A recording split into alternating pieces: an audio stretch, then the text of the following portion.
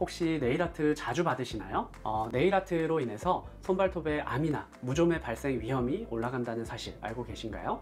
이번 영상에서 이런 네일아트의 위험성에 대해서 알려드리겠습니다.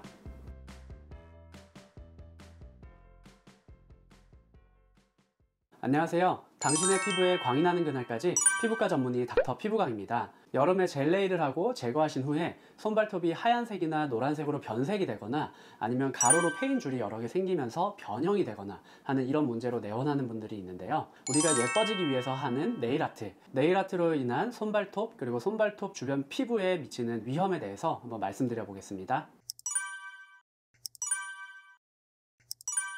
네일아트로 인한 문제점이 여러 가지가 있을 수 있는데요. 우선 첫 번째는 자외선으로 인한 위험입니다. 최근에 젤 네일을 하는 분들이 굉장히 많아지셨어요. SNS에 보면 예쁜 손발톱 사진 이렇게 올리는 분들 많으신데 그 중에 대부분이 젤 네일인 경우가 많은데요. 젤 네일은 아크릴 수지를 손발톱에 바르고 자외선을 이용해서 그걸 딱딱하게 경화시키는 과정을 거칩니다. 근데 문제는 이 자외선을 피부에 쬐는 과정인데요. 이 자외선을 피부에 쬐게 되면 자외선이 세포에 유전자 변이를 일으키게 되고, 그리고 세포에는 그 유전자 변이가 점점 쌓이게 됩니다.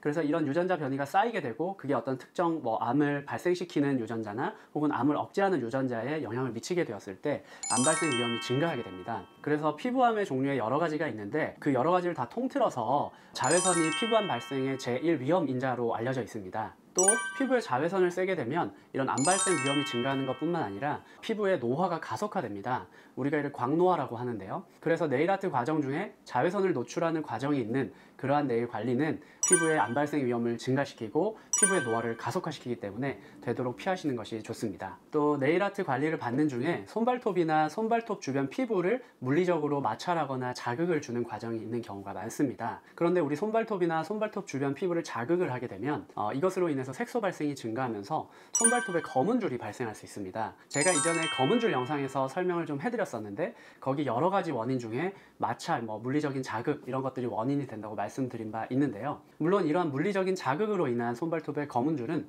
암의 위험은 적지만 그래도 손발톱에 검은 줄이 한번 생겼다 하면 이것이 암인지 아닌지 구별을 해주는 과정이 필요합니다. 그래서 손발톱에 검은 줄이 생긴 분들은 생각보다 스트레스가 굉장히 심해지게 되는데요.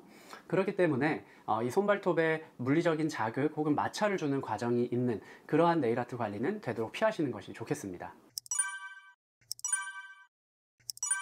마찬가지로 이제 손발톱의 더 아래쪽에 손발톱을 만들어내는 공장 부분이 있는데요. 전문적인 용어로는 손발톱 기질, 영어로는 네일 매트릭스라고 하는 부분입니다. 그 부분에 물리적인 자극 혹은 마찰이 가해지다 보면 손발톱을 만들어내는 과정에 문제가 생기면서 손발톱의 모양에 변형이 생길 수 있어요. 대표적으로는 가로로 패이는 줄이 생기면서 약간 하얗게 보이는 보우선과 같은 변형이 대표적인데요. 심한 경우에는 그 가로로 패인 줄이 더 심해지고 개수도 더 많아지는 그런 빨래판 손발톱 이라고 하는 변형까지 생길 수가 있습니다. 그래서 이런 여러 종류의 다양한 손발톱 변형이 생길 수 있기 때문에 이런 물리적인 자극이 심한 종류의 네일 관리는 피하시는 것이 좋겠습니다. 최근에 이런 젤 네일도 많이 하시지만 붙이는 종류의 네일 스티커들도 많이 하시는데요. 이런 종류의 네일을 하시게 되면 손발톱 판과 또 이런 붙인 젤 네일이나 네일 스티커 사이가 습한 환경이 조성이 되면서 곰팡이가 증식하기 좋은 환경이 될 수 있습니다. 그래서 우리가 화장실에 곰팡이가 잘 피는 것도 생각해보면 화장실 안에 늘 습기가 있기 때문에 곰팡이가 잘 자랄 수 있는 환경이 돼요. 그래서 곰팡이를 제거해도 또 생기잖아요.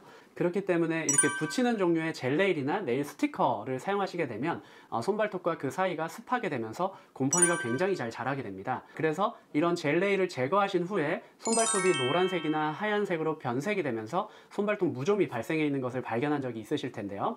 이러한 붙이는 종류의 네일이 손발톱 무좀의 위험을 증가시킬 수 있기 때문에 가능하면 이런 종류의 네일은 피하시는 것이 좋습니다.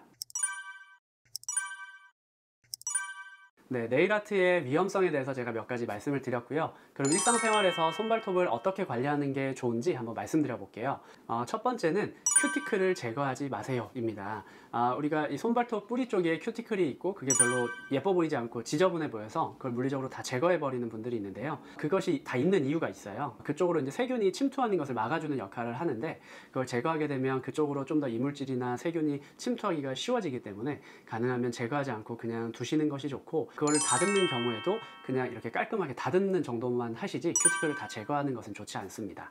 그리고 손발톱이랑 손발톱 주변에 각질이 일어나는 일어나면서 좀 지저분해 보이는 경우가 있을 수 있는데요. 이런 것을 미연에 예방하기 위해서 핸드크림이나 풋크림 혹은 손발톱에 도움이 되는 보습제들이 있는데, 그런 것들을 꾸준히 평소에 잘 발라주시면 촉촉함을 유지하면서 각질이 일어나면서 지저분해지는 것을 예방할 수가 있습니다. 또 비타민 B가 부족하거나 다른 종류의 비타민이 부족할 때 손발톱이 거칠어지면서 변형이 생기는 경우가 있어요. 그래서 비타민 B를 포함한 비타민을 잘 챙겨 드시는 것이 도움이 되고요. 또 손발톱이 약한 경우에는 손발톱을 구성하는 성분이 되는 케라틴이 포함된 영양제를 드시는 것이 도움이 될 수 있습니다.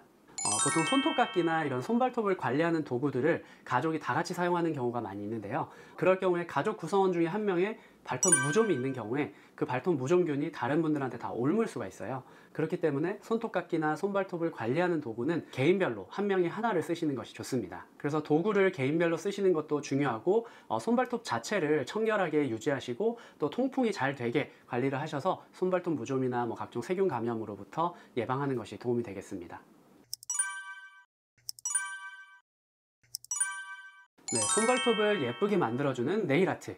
알고 보면 이런 여러 가지 위험이 있을 수 있습니다. 그래서 이런 네일아트를 가능하면 너무 자주 하지 마시고 빈도를 좀 최대한으로 줄이셔서 어떤 특별한 날이 있거나 기분 전환이 필요할 때, 그럴 때 가끔 한 번씩 해주시는 것이 좋겠고요. 그리고 손발톱의 색이 변하거나 모양이 변형되는 등 어떤 문제가 발생했을 때 그걸 방치하지 마시고 가능하면 빨리 피부과 전문의 진료를 받으시고 이것이 큰 문제는 아닌지 진단을 받으시는 것이 좋겠습니다. 이상 당신의 피부에 광이 나는 그날까지 피부과 전문의 닥터 피부광입니다. 이번 영상이 도움이 되셨다면 구독, 좋아요, 알림 설정 부탁드립니다.